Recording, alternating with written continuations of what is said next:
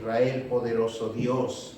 Oramos, Señor, en este sermón, Señor, para que la palabra tuya siga fluyendo en nuestros corazones, que tengamos un corazón bondadoso, misericordioso, Señor, en donde tú, Señor, te glorifiques, Padre, cada día, Señor, en donde tú estés con nosotros, a donde quiera que vayamos, siempre esté tu bendita presencia, porque la bendita presencia nos hace resplandecer en tu Santo Espíritu, que tu gloria, tu chequina, Señor Padre, fluya en nuestras vidas, Señor, y que, Padre Santo, nos lleves a ese camino de fe, ese camino de la esperanza, de la visión, de la meta, del ánimo de sobresalir, Señor, siempre ante cualquier adversidad. Bendecimos este sermón en el nombre del Padre, del Hijo y del Espíritu Santo, y todos dicen amén. Gloria a Dios. Hoy vamos a hablar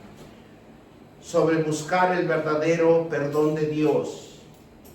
Vamos a aprender cosas importantes para que cada día nosotros examinemos nuestra vida, seamos más conscientes de lo que estamos viviendo día a día y seamos misericordiosos. La misericordia de Dios es la base fundamental en nuestras vidas. Y vamos a aprender por qué consiste llevar un verdadero perdón en nuestras vidas. Consiste el perdón o disculpa de alguien de la culpa con una ofensa o delito. Porque también una ofensa es un delito. Ofender a alguien es un delito ante la presencia de Dios. Dice que como somos creación de Él, en pocas palabras pisamos su presencia porque no creemos en Él. Las Escrituras se refiere al perdón de dos formas. El Señor nos ordena y nos dice arrepentirnos y no perjudicar a nuestros hermanos. El arrepentimiento del pecado, podemos hacer algo tan dañino para cada uno de nosotros. Y son dos formas que podemos dañarnos. Nos dañamos a nosotros mismos y dañamos también a los demás, a los que nos rodean. Por eso es importante buscar el perdón de Dios, un verdadero perdón de Dios. Perdonar a todos los que nos han hecho daño, porque todos en cualquier momento caemos en esa circunstancia que dañamos, perjudicamos. Y dice que es un pecado que nos avergüenza y que nos afecta en cada una de nuestras vidas. Y dice que lo llevamos como una carga pesada, una carga que no podemos en nosotros mismos. Y dice que eso trae en nosotros la tentación de la culpa y de la angustia. Y dentro de cada uno de todos sabemos que hemos actuado de mala manera. Hemos perjudicado a nuestros hermanos y hemos encontrado en nosotros mismos de alejarnos de la voluntad de Dios, de nuestro Padre Celestial. Y vamos a aprender qué es una culpa, porque todos podemos entender y escuchamos, y por diferentes razones, costumbres o definiciones culturales, sabemos que culpa nos significa para nosotros que nos culpamos a nosotros mismos o culpamos a alguien. Pero hoy vamos a entender lo que Dios quiere hacernos reflexionar quiere que entiendamos. Dice que la culpa en la Biblia es un sentimiento o estado que produce violar una ley o una norma en que puede impulsar a ser culpable de una acción o pensamiento. Fíjense que hasta en el pensamiento podemos ser culpables. Por eso la Biblia tiene tanta sabiduría para que nosotros vayamos corrigiendo nuestra vida.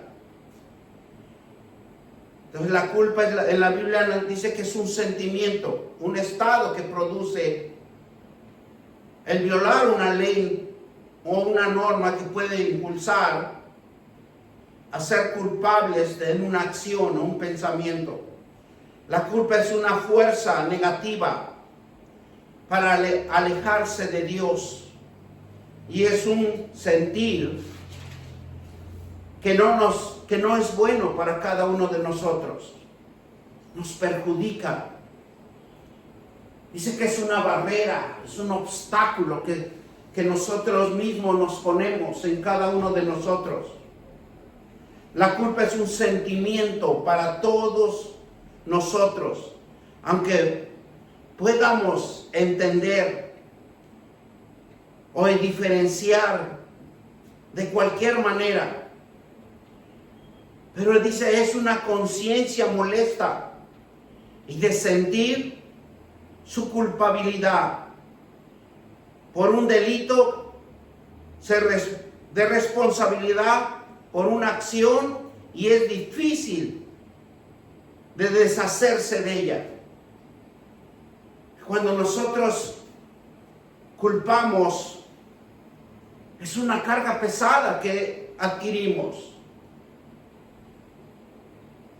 Y sentir como dice que en lo espiritual podemos sentir que una sombra oscura nos persigue, que nos sigue y nos exige que le prestemos atención. Porque tan solo nosotros culpamos a alguien, nosotros estamos llamando una sombra de oscuridad. Y es difícil de concentrarse en cualquier cosa o cualquier otra persona, porque eso requiere como un recordatorio, como una oscuridad que nos empapa a todos y quiere que le prestemos la atención y sigamos culpando a alguien más. Dice que la culpa perturba la paz y la armonía. Algo que resuena o timbra en cada uno de nosotros y nos molesta, nos hace enfadarnos, frustra y nos molesta porque nos perjudica sentimentalmente y emocionalmente en nuestros pensamientos. Es como que nos acorrala. La culpa produce una venganza. ¿Usted sabía que la culpa produce una venganza y se manifiesta en las conversaciones y en nuestros pensamientos? Porque cuando nosotros estamos hablando, platicando, pero siempre va a salir esa venganza, ese momento en donde podemos atacar a alguien o perjudicar a alguien. Y la culpa es la venganza fluyendo en nuestra mente y en nuestros sentimientos y en nuestra alma. Es un estancamiento moral y físico y un gran error en cada uno de nosotros. La culpa es una señal del alma que nos alerta cuando necesitamos lidiar con algo que hemos hecho y que lastimamos a alguien. La culpa es tan peligrosa en nuestra vida porque no nos da la paz, nos quita la paz, nos quita la armonía.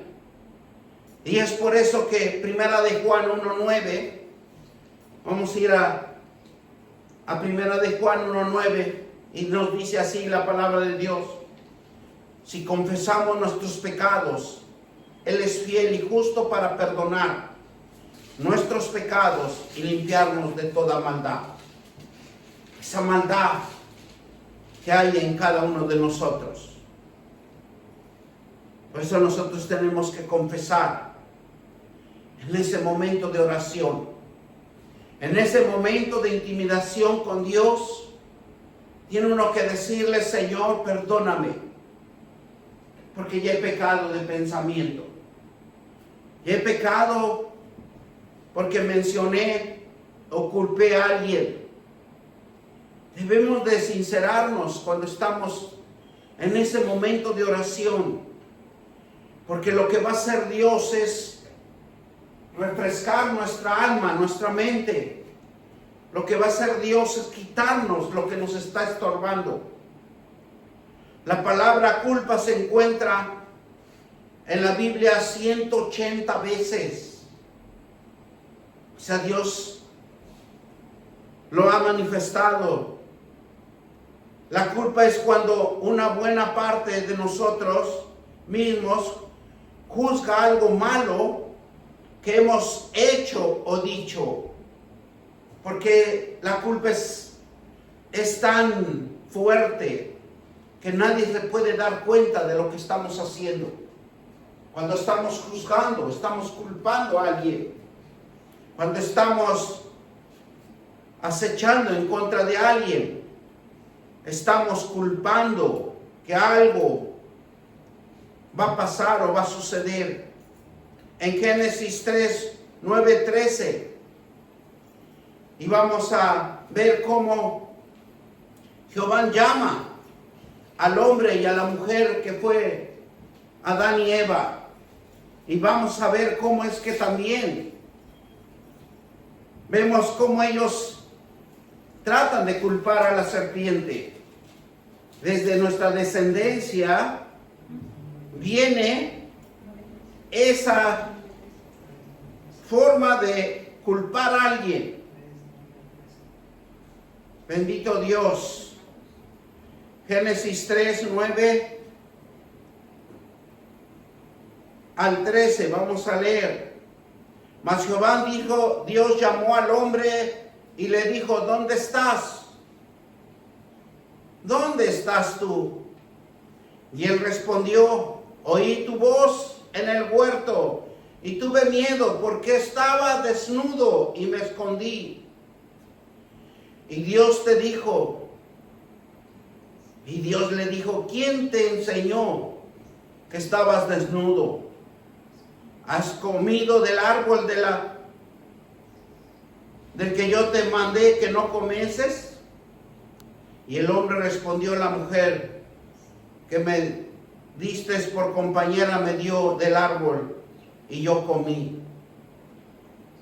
Si nosotros nos damos cuenta, desde ese momento buscamos o nos marcaron para culpar a alguien. Y entonces Jehová Dios dijo a la mujer: ¿qué es lo que has hecho? Y dijo la mujer: la serpiente me engañó y comí. Volvió a culpar, volvió a señalar otro culpable. Y el versículo 14 nos dice: bendito Dios, Jehová dijo a la serpiente: por cuanto esto hiciste, maldita serás en todas las bestias y en todos los animales del campo, y sobre tu pecho andarás y polvo comerás todos los días de tu vida. Bendita palabra de Dios. Adán y Eva se escondieron de la presencia de Dios. ¿Por qué se escondieron? Porque ellos sintieron la culpabilidad de desobedecer un mandato, de desobedecer una ley. A pesar de que ellos habían sido advertidos, a pesar de que ellos tenían el conocimiento de la sabiduría de Dios. Pero ¿qué dijo Adán? Primer paso, que truncó su separación de Dios. Porque acuérdense que Dios es la verdad, es la pureza, es la santidad. ¿Y qué hizo Adán? Culpó a la mujer.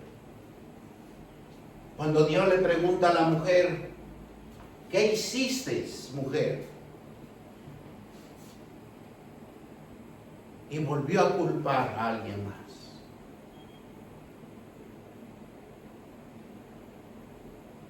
Culpó a la serpiente. ¿Y qué dijo Dios?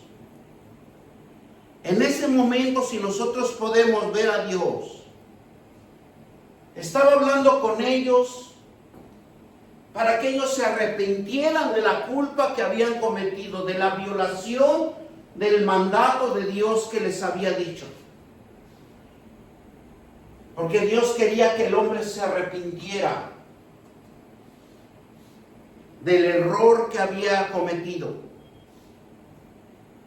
Pero ellos trataron de culpar a alguien. Trataron de culpar a la mujer y a la serpiente. Por eso Adán se escondía de la culpa, de la presencia, de la vergüenza, de que había una culpa ya en ellos. Y Dios en ese momento los llamó, porque Dios sabe todo lo que nosotros hacemos y dejamos de hacer. Pero Dios los llama, y quiere decir, cuando Dios nos llama es que nos arrepientamos de lo que somos culpables, de lo que Dios quiere quitarnos esa culpabilidad. Ese arrepentimiento lo quería ver Dios en el hombre, de sincerarse, de tener esa oportunidad de arrepentirse, para que no perdiera la separación espiritual de Dios. Porque Adán y Eva gozaban de la sabiduría de Dios. Y en ese momento lo perdieron por ser culpables, por sentir esa vergüenza que cuando alguien nos dice no lo hagas, lo hacemos más. Y ahora entendemos por qué lo hacemos, porque traemos esa descendencia marcada en cada uno de nosotros. Y sin en cambio, buscaron esa culpa, para que esa culpa se integrara en la vida del hombre y de la mujer. Y esa culpa está aquí en la tierra. Esa culpa camina día a día en cada uno de nosotros. Por eso nadie de nosotros podemos ser sinceros y verdaderos, porque la culpa lo tenemos marcado en cada uno de nosotros. Dios nos llama a confesar su culpa, y lo que hiciéramos,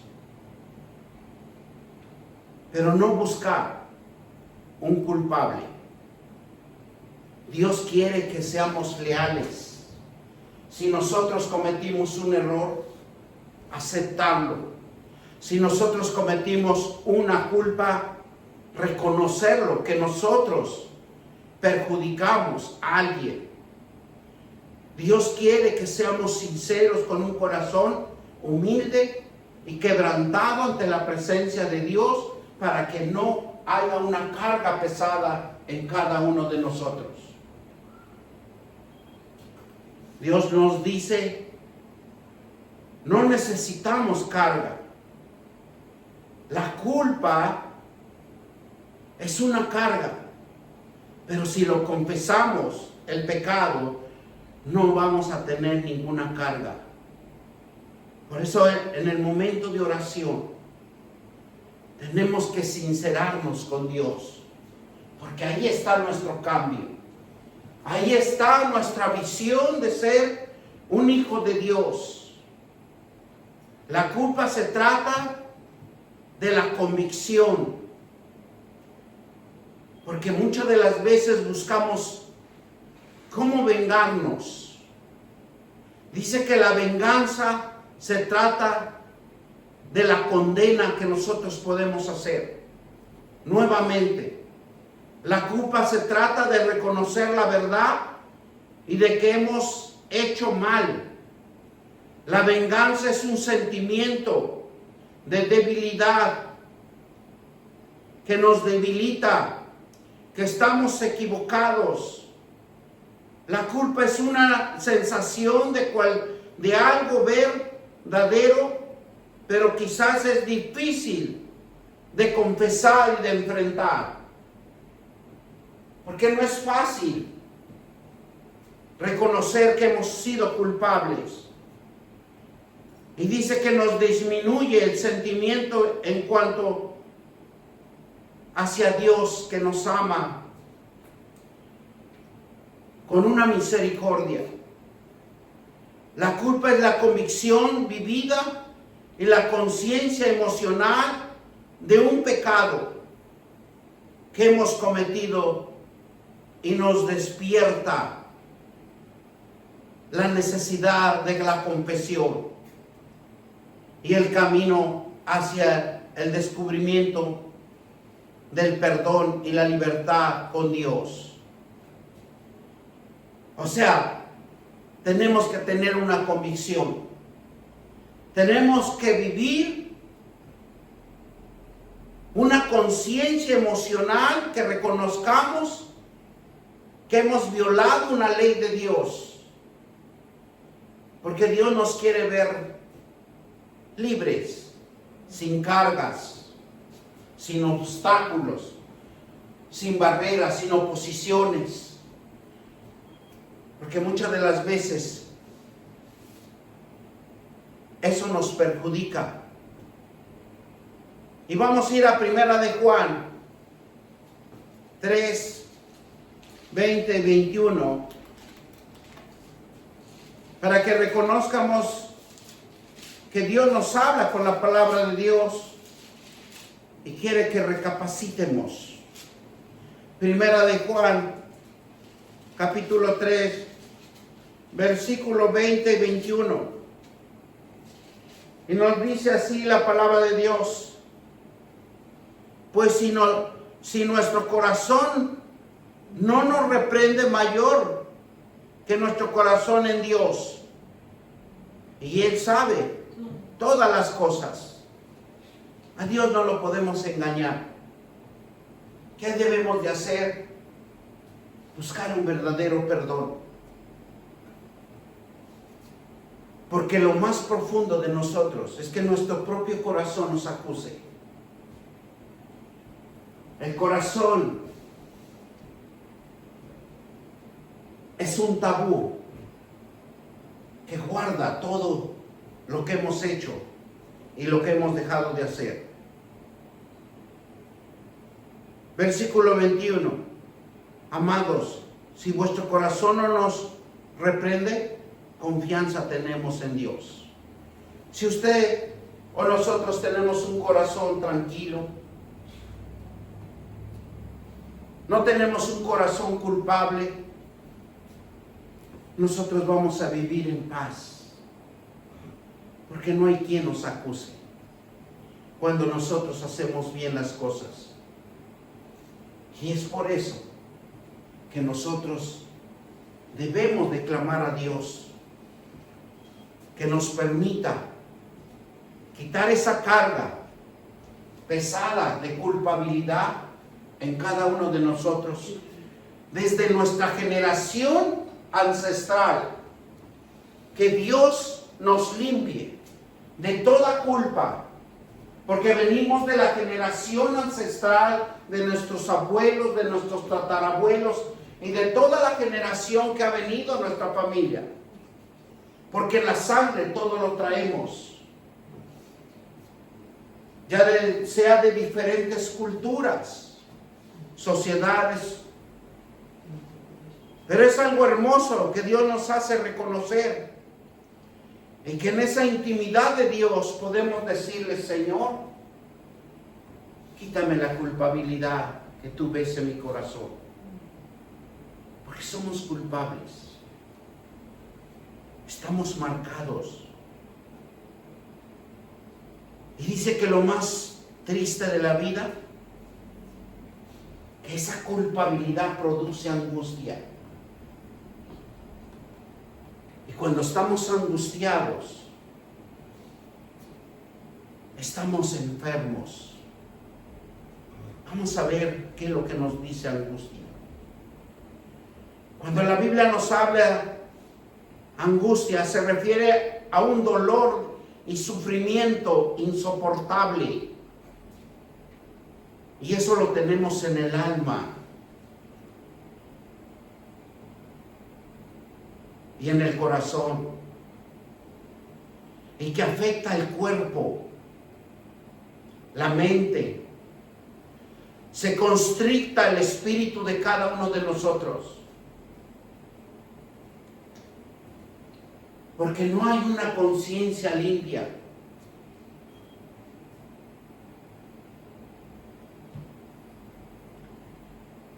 Dice que causa la angustia un exceso de remordimiento y desesperación que produce estrés, ansiedad, dolor en el alma. Y nosotros lo podemos ver, lo podemos vivir día a día con nuestras reacciones y acciones. ¿Por qué nos enojamos? ¿Por qué nos angustiamos? Porque hay dentro de cada corazón de cada uno de nosotros, ¿qué hay? Hay un dolor, hay un sufrimiento insoportable en el alma que afecta el cuerpo, el corazón, la mente, y se constricta el espíritu. Un exceso de remordimiento y desesperación que produce estrés, ansiedad y dolor en el alma. ¿Por qué? Porque alguien nos perjudicó o a alguien culpamos.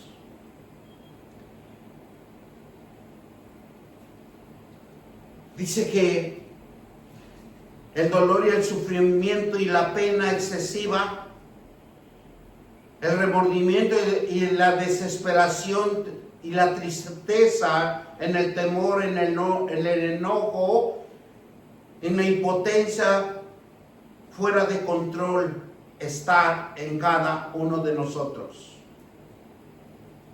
Nadie puede controlar este sentir de culpabilidad y de angustia.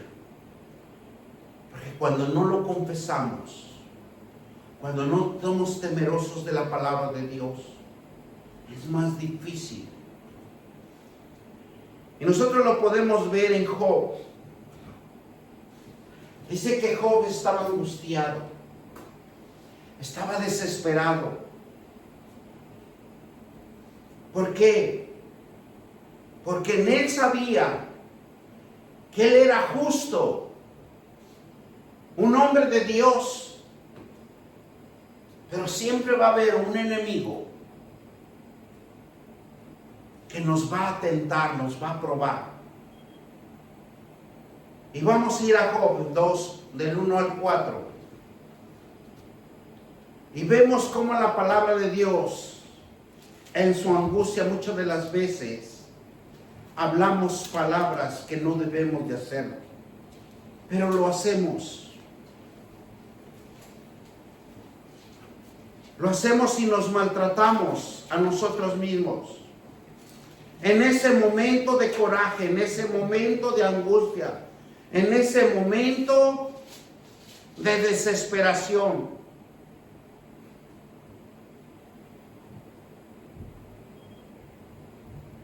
Porque sale de nuestra boca. Y eso es lo que le pasó a Job. Capítulo 2, del 1 al 4. Y dice que aconteció que un día vinieron los hijos de Dios para presentarse delante de Jehová, y Satanás vino también entre ellos, presentándose delante de Jehová, y le dijo Jehová a Satanás: ¿de dónde vienes? Respondió Satanás a Jehová y dijo: de rodear la tierra y de andar por ella. Y Jehová le dijo: Satanás, ¿no has considerado a mi siervo Job, que no hay otro como él en la tierra, varón perfecto, recto, temeroso, que dice de Dios y se apartaron del mal? ¿Verdad? Y si nosotros vemos que había una integridad en Job, que había un hombre justo ante los ojos de Dios, pero en ese momento de castigo, en ese momento de prueba, en ese momento de angustia, de dolor, ¿qué proclamó Job? Capítulo 3, versículo 1 en adelante. Y después de esto, abrió Job su boca y maldijo su día. Exclamó Job y dijo: perezca el día en que yo nací, y la noche en que dijo varón es concebido. ¿Ven cómo la culpabilidad, la angustia, el dolor, la desesperación nos lleva a cometer grandes errores en nuestras vidas? Y muchas de las veces de esa ira, de ese enojo, nos salen esas malas palabrerías.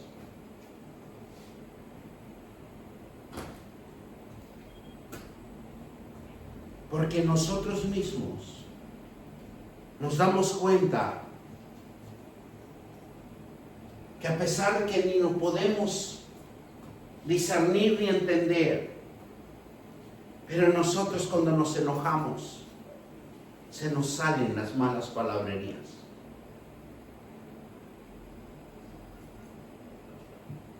Y nos preguntaríamos: ¿por qué nos maltratamos? ¿Por qué en ese momento de enojo no nos sale la promesa de Dios? Por eso, en ese momento de angustia, de aflicción, de desesperación, ¿por qué nos salen las malas palabrerías? Y ese es un obstáculo que podemos ver, y una barrera que nos imponemos en nuestra propia vida.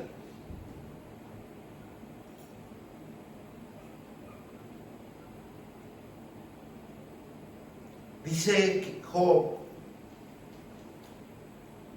cuando se presenta Satanás ante la presencia de Dios, ¿qué le dice? ¿Acaso no has visto mi hijo Job, un siervo? ¿Y qué nos dice el capítulo 4? Y respondió Satanás, dijo a Jehová: de piel por piel, todo lo que el hombre tiene, dará por su vida. Pero extendió ahora su mano y tocó sus huesos y su carne, y verás si no blasfema contra ti y en tu misma presencia. Y Jehová dijo a Satanás: he aquí, él está en tus manos, mas guarda su vida. Entonces salió Satanás en la presencia de Jehová e hirió a Job con una sarna maligna, desde la planta del pie hasta la coronilla de la cabeza. Pero aquí lo importante de Job,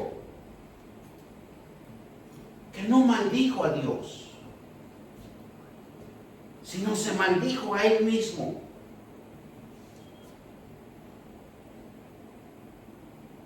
Porque sabía que el único Dios que lo iba a salvar es el que había creído, el que lo había prosperado, el que le había dado los bienes. Era el único. Y si nosotros nos damos cuenta cómo en cada uno de nosotros tenemos que pasar esa gran prueba, pero tristemente muchos no lo pasamos. ¿Por qué? Porque abrimos nuestra boca y no le clamamos a Dios.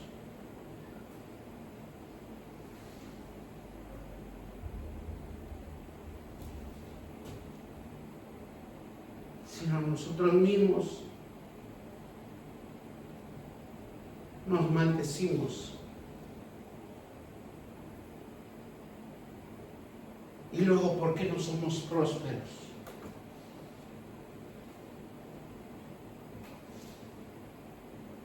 ¿Por qué nos atamos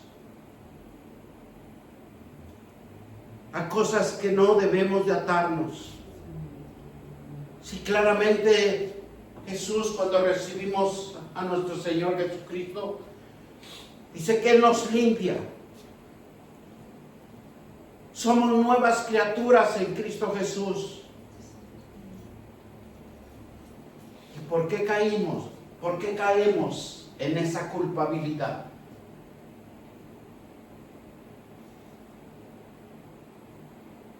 Porque no le creemos la promesa de Dios, que Él es el único que nos puede restaurar. Pero fíjense algo tan importante en la Biblia que nos vamos a entender y a comprender. A pesar de que Caín mató a su hermano, pero él sí se arrepintió. Él sí reconoció que había sido culpable. Y dice que Caín le ocurre lo más importante de reconocer que había matado a su hermano y que confió en el Creador, de a pesar que había hecho su delito. Y dice: de gran manera recibiré mi castigo. Y dice en Génesis 4, 13 y 14, vamos a la palabra de Dios.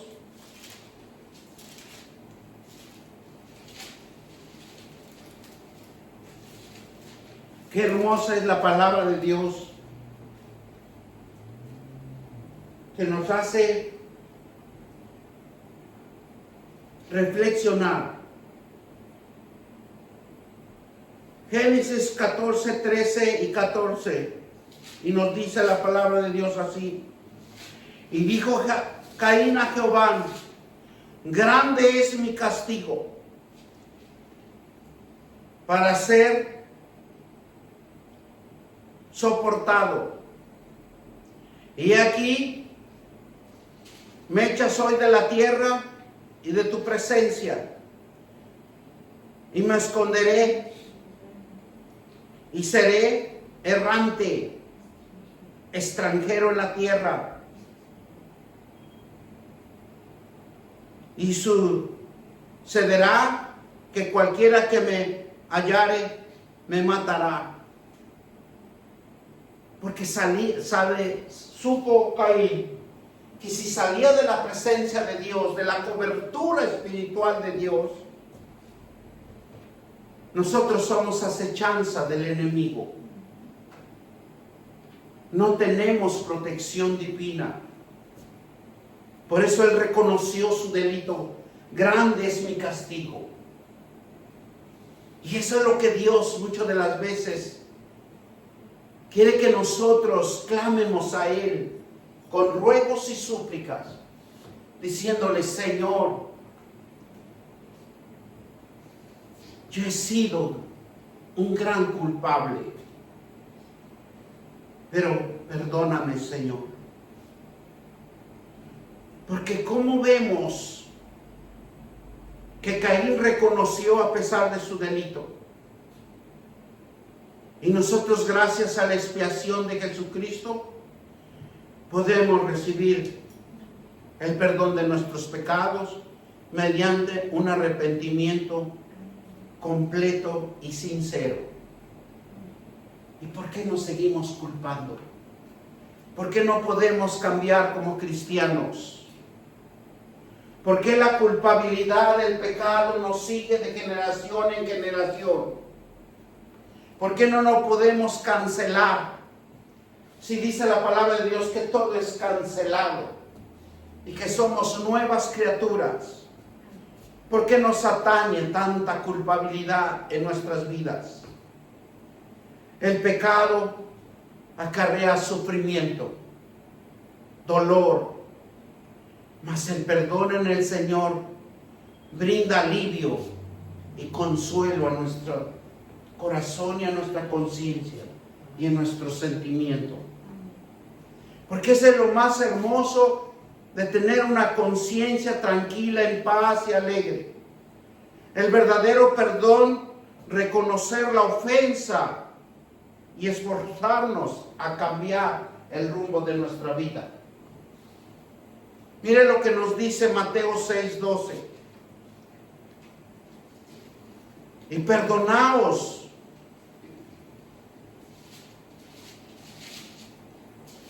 no entras en deudas, como también nosotros perdonamos a nuestros deudores. El perdón es la base fundamental para nuestra prosperidad y nuestra bendición en la vida. Perdonar significa esforzarnos, erradicando todo mal pensamiento y de buscar la presencia de Dios, para que en cada uno de nosotros no haya venganza, no haya culpa, porque nos pertenecemos a nosotros mismos en el Señor. Y nos dice Romanos 12:19: no os venguéis vosotros mismos, amados míos, sino dejar lugar la ira de Dios. Porque escrito está. Gloria sea el Señor. Si hay alguien que nos molesta, si hay alguien que no nos deja en paz, dice que hay que darle de comer y beber. ¿Por qué? Porque se va a cumplir la palabra de Dios. Mateo 6:12. Vamos a leer para que veamos cómo Dios nunca pasa por desapercibido nada ante la presencia de Dios. Miren, 6:12, ¿verdad? Nos dice así: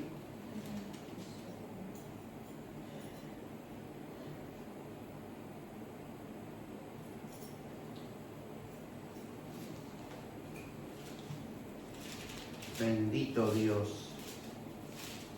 Y vemos cómo Dios actúa de una manera sabia. ¿Qué debemos de hacer? Perdonáis nuestras deudas, como también nosotros perdonamos a nuestros deudores.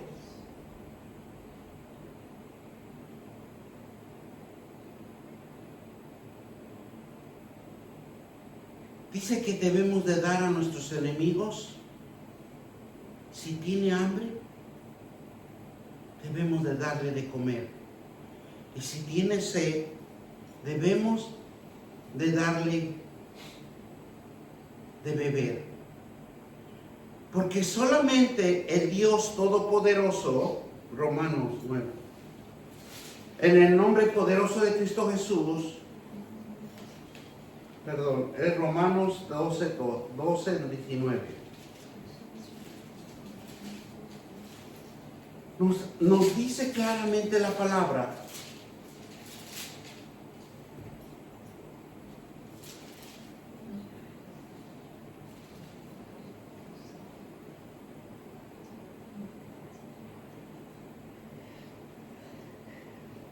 dice desde el versículo 16, vamos a leer 17, no paguéis nadie mal por mal, procurar lo bueno delante de todos los hombres,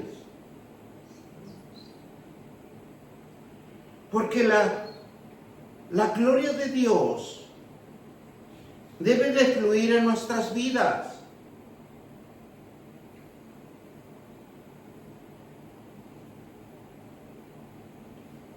Para que nosotros podamos ser restaurados. Dios nos dice, practiquemos la misericordia, la justicia y andar en humildad con Dios. Miqueas 6:9. Oh hombre, te ha declarado lo que es bueno. ¿Y qué pide Jehová de ti? Solamente hacer justicia, amar la misericordia, la humildad ante tu Dios. Cuando alguien nos ofenda, debemos de resistir el deseo de venganza. Debemos de practicar y de fortalecernos en la paciencia. Y más bien es orar al Señor, para que cuando pasemos esa prueba,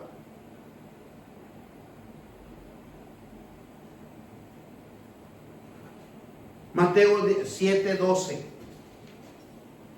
Así que todas las cosas que queráis que los hombres hagan con vosotros, asimismo también hacer vosotros con ellos, porque esto es la ley de los profetas. Lo que significa justicia, bíblicamente, es un principio que exige tratar a todas las personas con igualdad y respetarlos, que actúen de acuerdo a la voluntad de Dios. Todos tenemos que actuar en la voluntad de Dios. La ley de Dios inmutable que determina las consecuencias de las acciones de obedecer los mandatos de Dios.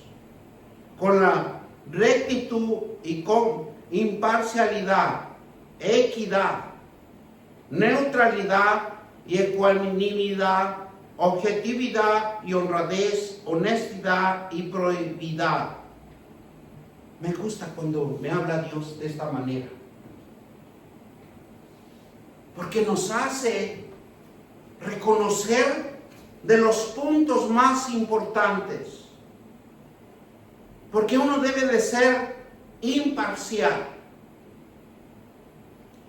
En esta manera nos dice que debemos de defender lo que nosotros hemos obtenido y ser equitativo, porque no debemos de perjudicar a ninguno de nuestros hermanos. sino amarlos. Y neutralidad quiere decir cuando nosotros debemos ser neutros, separados, para un propósito de Dios. Ecuánimes, cuando nos habla la palabra de Dios, ecuánimes dice que usted debe de ser sosegado, pensar antes de que usted va a hacer algo. Y objetividad quiere decir que tiene usted que tener un objetivo de bien, algo que va a ser de bien. Honradez, no perjudicar a nadie. Ser honesto. Esa es la responsabilidad de cada uno de nosotros. Y la prohibidad es de que tengamos cuidado de todo lo que nosotros esté alrededor de nosotros. Que siempre seamos cuidadosos, porque todo es prohibido de lo que no nos pertenece. Jesús ha hecho justo y Él fue hecho pecado a nosotros y nos hizo justos, y lo hizo en una cruz. Pero Jesús soportó por nosotros nuestra culpabilidad y nos benefició a nuestro favor. La justicia de Dios es la restauración al hombre. Dios creó la humanidad a su imagen y a su semejanza, y es una realidad dada por Dios. Lo creó la humanidad para la igualdad, de un valor de propósito entre todas las personas.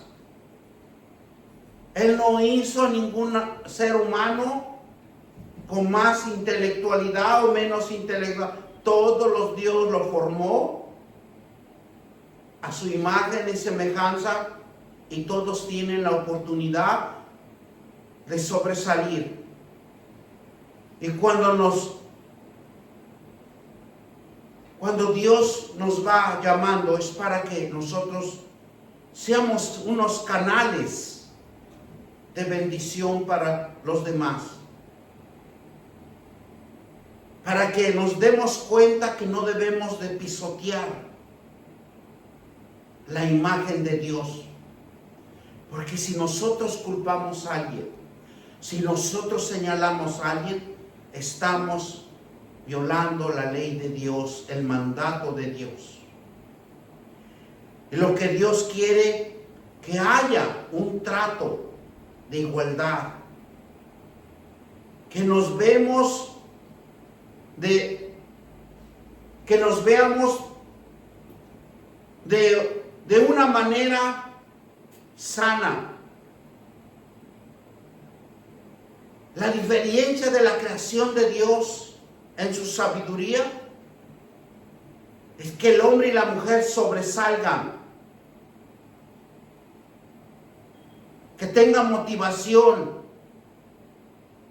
que prevalezcan constantemente en una búsqueda con Dios, porque Él es el único que nos va a dirigir a ser cada día mejores.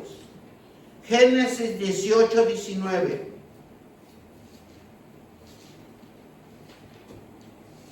Dice la palabra de Dios. Génesis 19.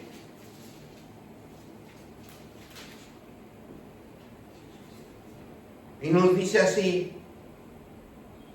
porque yo sé que mandará a sus hijos y a su casa después de sí, que guarden el camino de Jehová, haciendo justicia, juicio, para que haga venir a Jehová sobre Abraham lo que ha hablado acerca de él. Cuando Cuando Dios llama a Abraham,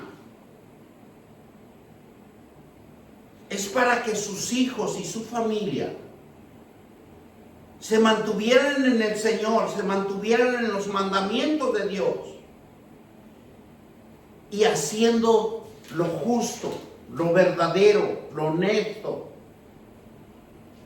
Por eso Abraham tuvo tanta fe en Dios y le dijo que él iba a multiplicar la familia como la arena del mar. Imagínense lo que Abraham sintió en ese momento si la esposa era estéril. Pero lo que Dios nos llama es que le creamos. Dios nos llama para que seamos justos. Porque la voluntad de Dios era crear una sociedad que sirvamos todos en justicia y en equidad. Siempre buscamos y siempre buscaremos la ley de Dios. Porque la ley de Dios nos va a restaurar, nos va a equilibrar en la justicia de Dios. Por eso dice que con la palabra de Dios, los que somos justos tenemos la autoridad y el poder de castigar las acciones malas, dar a las personas los que les corresponde, que sea castigo, protección o cuidado de lo que debemos hacer y lo que no podemos hacer.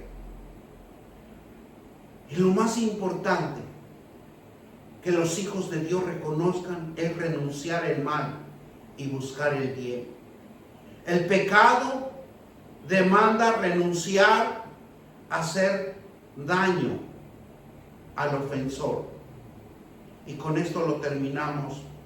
Primera de Tesalonicenses 5:15. Mirar que ninguno, porque a otro mal o por mal, pague por mal. Mirar que ninguno pague a otro por mal. Antes seguir siempre lo bueno unos para con otros y para con todos. Amén. Amén. Gloria sea al Señor. Gracias Dios Padre por esta palabra que tú nos administras, para que seamos justos, para que no more más en nosotros la culpabilidad, sino seamos sinceros, honestos, buscando el bien en tu bendita presencia. Y todos dicen amén. Padre, te damos gracias, Señor,